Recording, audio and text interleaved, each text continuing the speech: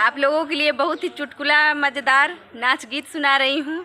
एकदम नई गीत है, जो है पति के ऊपर गीत। आप लोग पूरा सुनिएगा। एक पति अपनी पत्नी के कैसे मार रहा, आप लोगों को गीत के जरिए सुना रही हूँ। कि पियवा मारले बाबेलाना के मारी रे माई, पियवा मारले बाबेलाना के मारी रे माई, पियवा मारले बाबेलाना के मारी रे माई। नैहर खेलल कूदल भइल बा पहाड़ी रे माई, कि नैहर खेलल कूदल भइल बा पहाड़ी रे माई, पियवा मारले बाबेलाना के मारी रे माई, पियवा मारले बाबेलाना के मारी रे माई।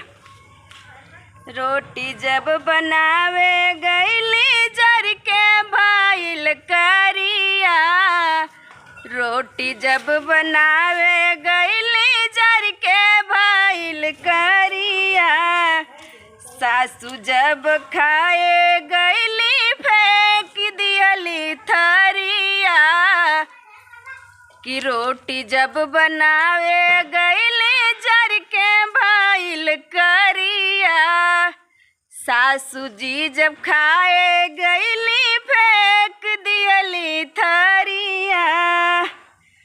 अब तू ही बतावा कुछ उपाय रे माई, अब तू ही बतावा कुछ उपाय रे माई, पियवा मारले बाबेलाना के मारी रे माई, पियवा मारले बाबेलाना के मारी रे माई, पियवा मारले बाबेलाना के मारी रे माई।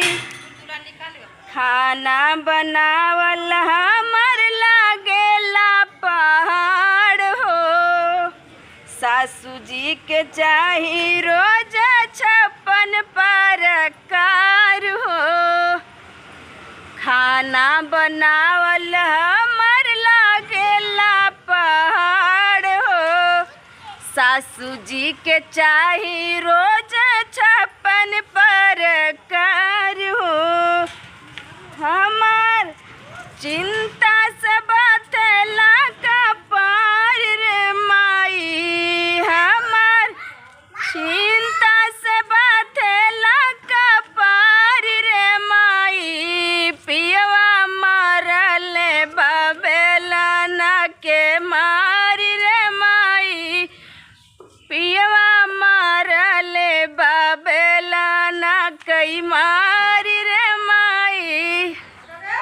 आप लोग बताइएगा कि गीत कैसी है, और बहुत ही मज़ेदार गीत है। गीत को पूरा सुनिएगा।